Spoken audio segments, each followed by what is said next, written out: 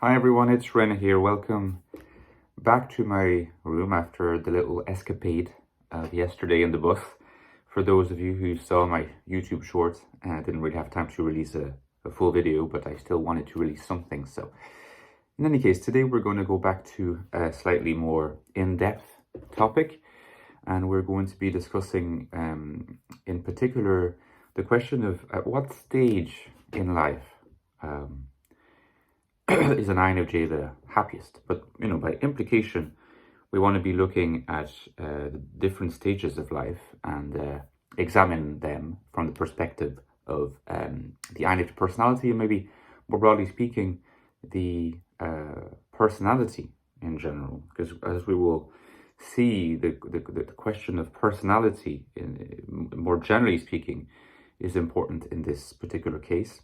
And as usual, we're going to take a Jungian approach to delve into this topic. Recently, I've been reading an essay by Carl Jung, which is included in his volume 8, I think, of his collected works. And the essay is called, as it were, The Stages of Life.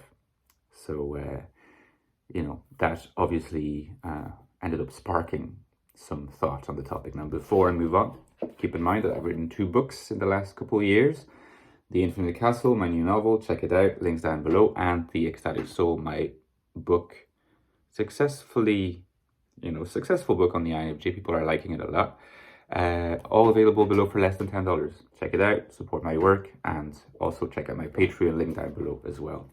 Thank you to my supporters. Always very grateful for your support. Don't forget that if you're a Patreon supporter, you have priority in terms of suggesting topics for me to cover. So, stages of life. I think that one of the really interesting insights from Jung's essay so far is that you can divide stages of life between, pre-conscious childhood, post-conscious childhood, the entry into adulthood, middle age, and old age, or, older age, when you're retired and you're considered like an old person. And Jung has this very interesting account of the struggle of the individual to balance out the interest of his personality, the interest of his pursuits towards becoming a whole self, a whole being, and the necessities of adaptation to reality, which are necessary in order to not fall into the pitfall of neurosis. As you probably know, Jung links neuroticism to an inadaptation to a particular stage of life. At least that's how you could interpret it.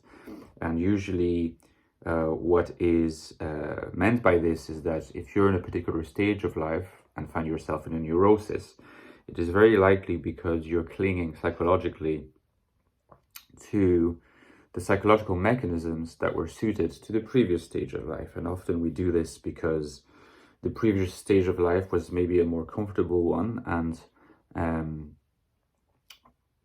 moving on to the next stage usually requires an expansion of the conscious field, sometimes a division of that conscious field, and we can find it difficult. And unconsciously, of course, these processes are usually unconscious. We cling to the earlier stage. So a typical example, which is an example that Jung considers important but not all important, but is very, very much more important even in Freud, is of course the idea of neurosis as originating from clinging to dependence on the parents, having a kind of infantile dependency on the parents, and so finding it very, very difficult to become independent and adapted to the world and its the demands that adulthood, jobs, careers, houses, families of our own demand. Because in some sense, at an unconscious level, we're still looking for the authority of the parents.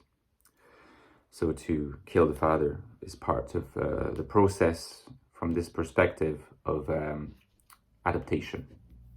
required adaptation. But what Jung emphasizes and becomes very relevant, I think, once we inject the INFJ back into our discussion, is that it's not as if all that mattered.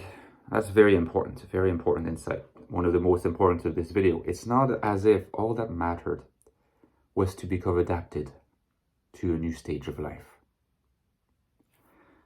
In other words, yes, neurosis, various kinds of mental self-torture and discomfort and unhappiness can truly emerge from this lack of adaptation. But if everything is staked on adapting to the new stage of life and the range of situations, a mortgage, managing tenants, managing, going on dates with people that maybe are looking for something serious, having children, being in a job that maybe you don't really like, but it's part of the adult thing to stick at it because you can't just always be like, well, I'll change my job whenever I want to change my job. It's like, that would be an instance of regression in some sense, of being unadapted and leading to neurosis, because there's a part of your ego that knows that they should not be doing this constantly, and so there's a self-conflict happening deep inside. The process of complete adaptation is always threatening to happen as at the cost of a loss of personality, a loss of your identity, and that makes sense, doesn't it? I think a very crucial stage of life, and that's one that Jung really focuses on, is early adulthood, when we are coming out of university, say, coming out of school, coming out of university, and there's a big transition when you get to your mid-20s and you really have to start being an adult and facing society's expectations. It's a tough change for a lot of us.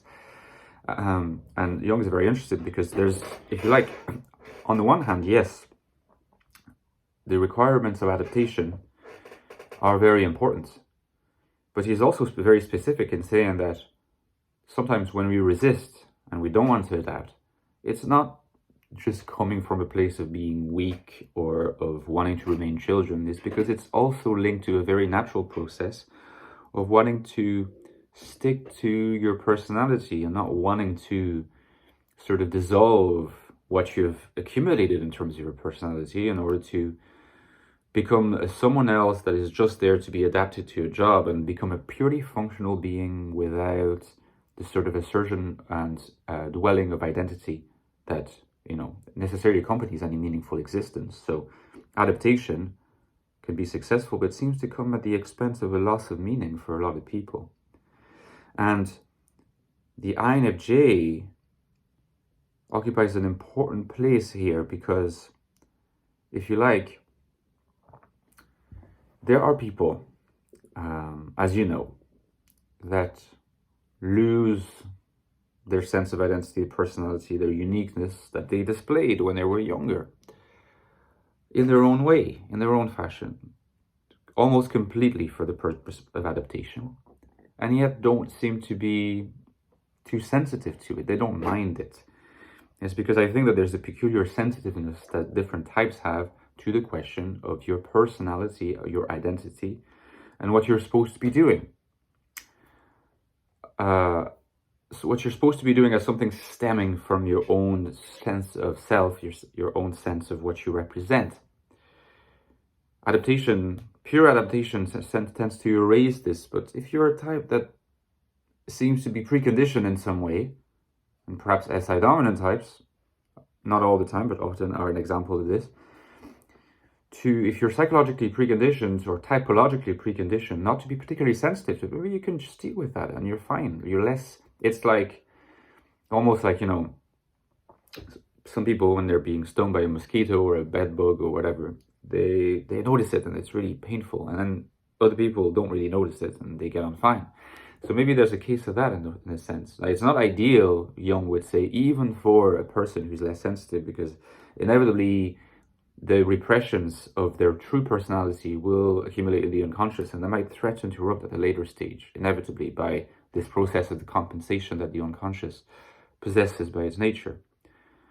But someone who's sensitive, like an INFJ type is, to their individuality and to the demands of their individuality.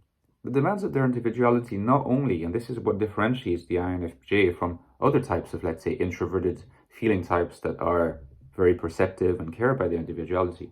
Demands of individuality for an INFJ are not just to pursue your own private thing, sort of aside from having to adapt to whatever job. INFPs, for instance, are actually a lot better at doing this.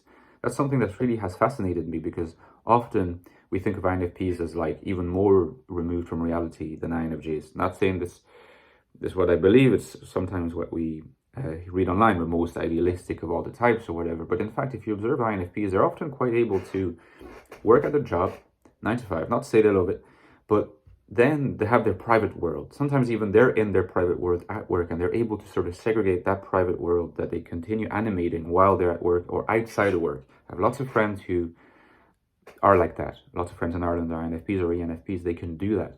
With INFJs, I think it's a lot more difficult, because NI and FE combined together almost requires of them at the deep psychological level that whatever they do is imbued by a sense of prescience and vision, and that the meaning is not really segregated. This is linked to FE as well, because FE is, because it has this universal kind of aspiration, any human interaction has to sort of be imbued by FE and NI together, so that if you find yourself in situations where you're at a job and you have to adapt, and then you have your private story that you like, it's not completely satisfactory, because ideally you want to have the meaning across. You're not as good at compartmentalizing what's meaningful and not meaningful as any users are, including NE and plus FI users are in either direction.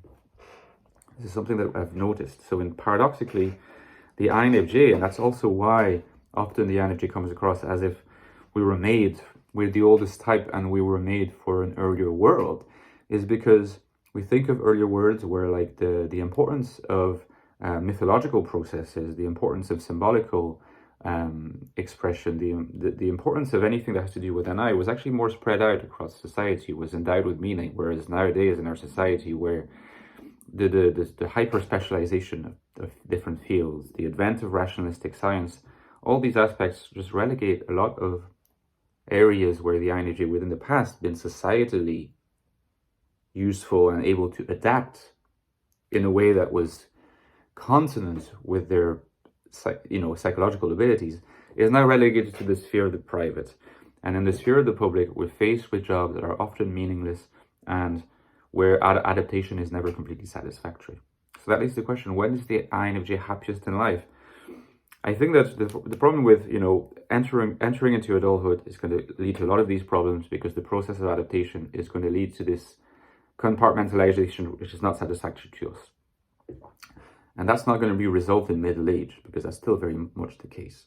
So I think that I'm forced to say that the happiest stage of life for an INFJ is very likely to be either childhood or maybe old age.